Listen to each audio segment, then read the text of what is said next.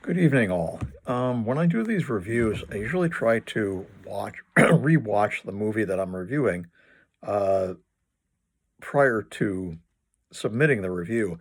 But with this next one, I really couldn't do that because it seems to have just vanished.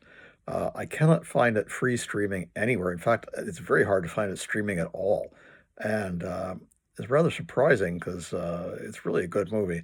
Um, Not a great movie, I should make that distinction. And that is Sky Captain of the World of Tomorrow from 2004, uh, which is a science fiction movie that was written and directed by Kerry Conran and produced by John Avnet and Sadie Frost, Jude Law, and Marcia Oglesby. It stars Jude Law, Gwyneth Paltrow, and Angelina Jolie, and also Giovanni Ribisi. And posthumously, and I'll explain this, Sir Laurence Olivier. Um, if you had said in 2004 to any major movie producer, I'm going to make a movie that's going to be 99% CGI, everything's going to be shot on green screen except the principal actors, and all the, there's going to be no sets and no, need for, set decoration or makeup or costume design. It's all going to be CGI. You would have looked at me like I was nuts. And that's pretty much what happened. Kerry Conran had produced a 2-minute trailer in black and white for this movie on his Macintosh computer, and he showed it to his friend John Avnet, who was a producer. And he was so impressed with it that he spent 2 years with Conran writing a screenplay for this. Um, no major studio would touch it. They weren't interested. They didn't want a movie made with CGI. Avnet convinced Aurelio De Laurentiis, who was Dino De Laurentiis' son, to finance Sky Captain without a distribution deal. Later, Paramount Pictures took over the distribution worldwide.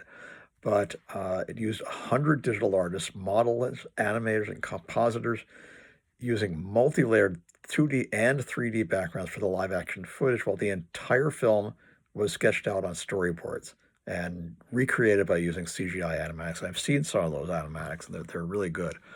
Um, they shot the live action scenes, but in Los Angeles, and then some of them in New York, and everything else was CGI'd in. Um, I was very enthusiastic for this to come out. I had read the tie-in novel, which was written, I believe, probably by Alan Dean Foster, who writes everything. But if you think Star Wars was written by George Lucas, you're wrong. It was written by Alan Dean Foster. But he also wrote the novelization for Alien and quite a lot of other things. And I'm pretty sure he did that. The book was very good and very interesting, much more detailed uh, in some of the aspects than the movie. Just to give you a brief pressing, I'm not going to spoil it for anybody who hasn't seen it. You really should. It's completely unique. It's not, like I say, it's not a great movie, but it's a good movie. The story is basically that scientists are disappearing mysteriously. And this reporter, Polly Perkins, who's played by Gwyneth Paltrow, is sort of a kind of a blonde version of Lois Lane. A kind of a nosy reporter who will do anything to get a story, including risk her own life. Discovers that scientists are being kidnapped mysteriously, and nobody knows how, and for what purpose. And in the midst of trying to recover one of these scientists, she was supposed to interview this scientist, and he disappeared off of the quote unquote Hindenberg III, which docked at the Empire State Building in the first scene. And a lot of people don't realize there actually is an airship mooring mast on top of both the Empire State Building and the Chrysler Building. Both have airship mooring masts. They were built before the Hindenburg explosion ended the great age of airship passenger liners. Um, but after the scientist debarks from the Hindenburg III, he is kidnapped, and or he sends Polly Perkins a message to meet him somewhere. I forgot. And she's going to meet him, and all of a sudden, these enormous robots swoop down in a scene directly lifted, and I will make no bones about it, this is directly lifted from Max Fleischer's Superman cartoon, The Mechanical Monsters.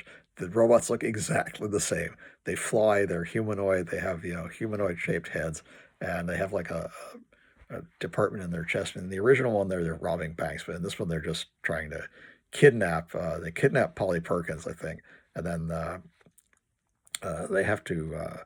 The people who are trying to stop these robots realize they have to call Sky Captain, whose real name is Joe Sullivan. He's played by Jude Lae, and he's a swashbuckling hero kind of thing. This takes place, I should say, in a fictional 1939 uh, in New York and Los Angeles. And they call this Sky Captain on the radio, and he responds with his quote-unquote flying legion, or these people who fly P-40 Warhawks. And they somehow he managed to fly his P-40 through Manhattan's tightly woven streets and fires at one of these robots, and he manages to save Polly. But they have to find out, where these robots came from. They managed to track one of them, or place a tracker on one of them, I should say. And then it takes off back into the sky, and it flies way too fast for them to capture it. But his friend Dex, who's played by Giovanni Ribisi, who's sort of a science nerd, figures out a way to trace the signal, and gives this information to Sky Captain. And he and Polly are going to go to Tibet, basically, which is where the signal is originating from. That's completely absurd. You can't fly a P-40 to Tibet. Yeah, their flight range was about, I think, 250 miles, something like that. That's as far as they could fly in a single tank of gas. You need to refuel quite a lot to fly a P-40 to Tibet.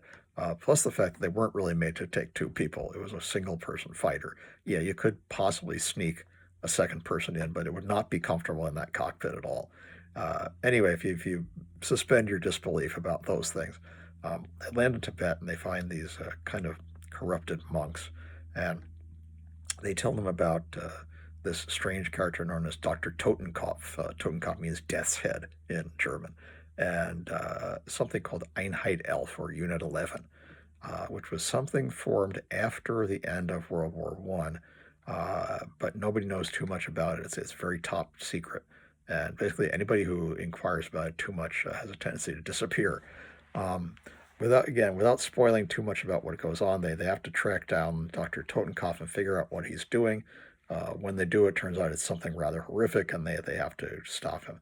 There's a joke that's played up too many times in this movie, and that kind of spoils it a little bit, about Polly Perkins always forgetting to take her lens cap off of her camera. And that has a kind of a negative effect on the ending, I thought. But again, overall, it's really a pretty fun, interesting movie. There's a female robot assassin, who is trying to kill Sky Captain throughout the whole thing. There are twists and turns and subplots, which I won't go into in great detail, because again, I think you should watch it. It's really quite a good film. And the fact that I should say Angelina Jolie plays this fantastic character named Frankie Cook, who is apparently Sky Captain's former lover. He and Polly had fallen out at a certain time because he thought that she betrayed him in some way to get a photograph or a news story. And anyway, he and Frankie ended up having a little bit of a thing. And she leads basically an RNAF, Royal Navy Air Force squadron of these fighters that can actually go underwater. And I thought that was really cool. Their wings fold in and they turn into like little submarines, and they can still function, still fire their machine guns underwater, which is probably impossible, but again, still kind of interesting. And yeah, again, the special effects in this are just top notch. They're all, like I said, all the backgrounds, all the quote unquote sets aren't sets. They're CGI. The set decoration, and everything. It's all CGI. It's all done on green screen. Only the very few live action scenes, like the duel with the robot and the certain scenes with Sky Captain and Polly are live, and it looks terrific. There's a good chemistry between Jude Law and Gwyneth Paltrow. It really works, as there is with Jude Law and Angelina Jolie. Giovanni Ribisi is very good. And like I said, there's a surprise appearance by a CGI version of Sir Laurence Olivier playing Dr. Totenkopf, which he apparently had agreed to before his death. He said that his image could be used digitally.